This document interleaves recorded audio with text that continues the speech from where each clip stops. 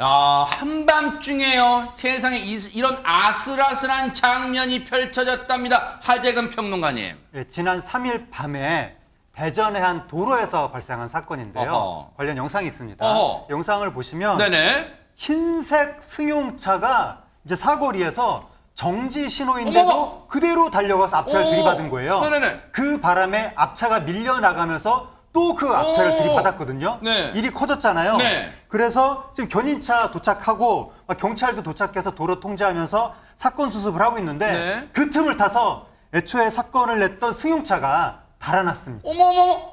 아니, 버젓이 지금 순찰차가 현장에 지금 여러 대 도착해서 지금 사고를 수습하고 있는데 어떻게 코앞에서 도망갈 수 있었을까요? 얘기 들어보시고 이어가 보도록 하겠습니다.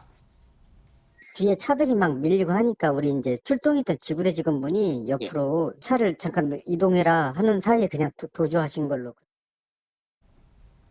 경찰 입장에서는 교통의 흐름을 방해할 수 있으니 차를 가쪽으로 대세요라고 이 지도를 한 건데 그 사이에 딱 도망간 거예요. 아니 근데 도망친 것도 지금 위험하지만 도망치는 과정에서나 이럴 때 추가 사고가 날지 걱정되잖아요, 이담 아나운서. 네, 추가 사고를 막기 위해선 도망가는 차를 세우는 게 급선무였을 그쵸. 텐데요. 이 차를 쫓아간 차가 있습니다. 아하. 경찰차는 아니었습니다. 어머? 일단 영상으로 보시겠습니다.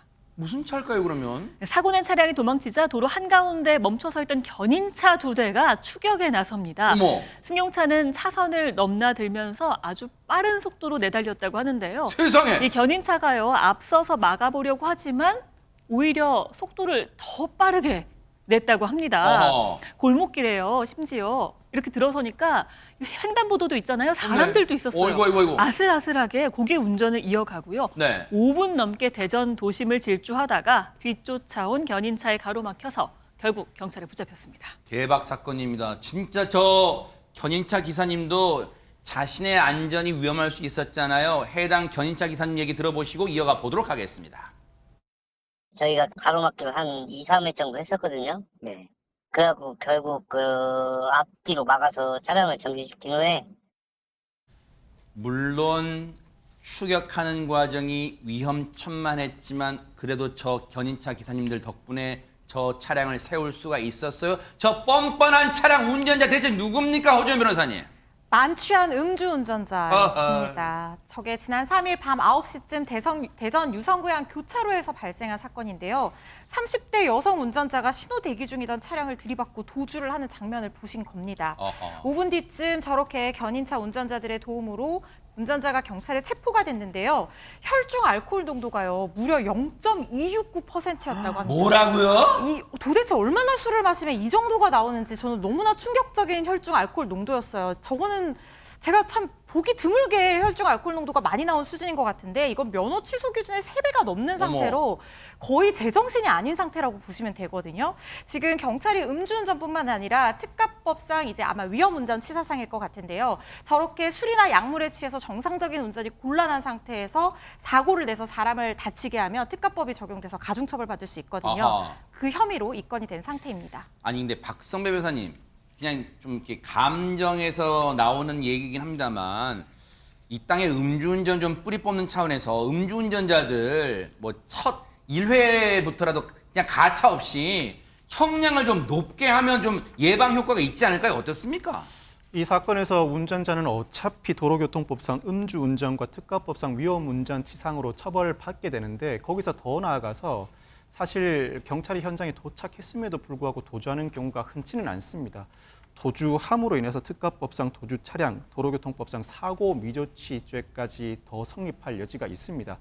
말씀해 주신 것처럼 음주운전에 대해서 한 차례만 감행한다고 하더라도 엄벌에 처하는 사안 이미 마련되어 있습니다. 아하. 올해 7월 1일부터 음주운전에 대해서도 양형 기준이 마련돼 한 번에 그친다고 하더라도 곧바로 실형 선고를 권고하고 있기도 합니다. 구체적인 사안에 따라 달리 판단해야 하긴 합니다만 양형 기준상 상당히 엄격한 기준을 마련해 두고 있고 그 양형 기준에 따르면 공무 수행에 상당한 지장을 준 경우 이 사건과 같이 경찰이 현장에 출동했음에도 불구하고 도주함으로 인해 공무 수행에 상당한 지장을 준 경우에는 더 가중 처벌하도록 하고 있는 만큼 이 사건에서 운전자는 상당한 처벌을 피할 수도 없고 앞으로 음주 운전자들 1회에 그친다고 하더라도 단순히 가벼운 벌금형에 그칠 것이라는 기대는 접는 것이 좋을 것 같습니다. 이번 음주운전자는요, 재수가 좋지 않았다, 재수 나빴다 생각할 게 아니라 오히려 운이 좋았다고 생각하세요. 무슨 말이냐? 이참에 걸려서 개과천선할 수 있는 기회를 준 거예요. 음주운전은요, 자칫 살인행위가 될 수 있어요. 자신의 가족도 음주운전 희생이 된다고 생각해보면 얼마나 오석합니까? 약속이 있을 땐 반드시 차를 두고 대중교통 이용하시기 바랍니다. 이 땅에 음주운전 사라질 때까지 뉴스파이터 눈 부릅뜨고 달려보도록 하겠습니다. 보고 계십니까? 대박 사건. 네, 안녕하십니까? 김명준입니다. 여러분과 함께하는 뉴스파이터. 다양한 소식과 뉴스를 보고 싶으시면 화면 오른쪽을 꾹 눌러 구독해 주시길 바랍니다. TV로도 유튜브로도 여러분께 한 발 더 다가가겠습니다. MBN 뉴스와 뉴스파이터를 사랑해 주셔서 고맙습니다.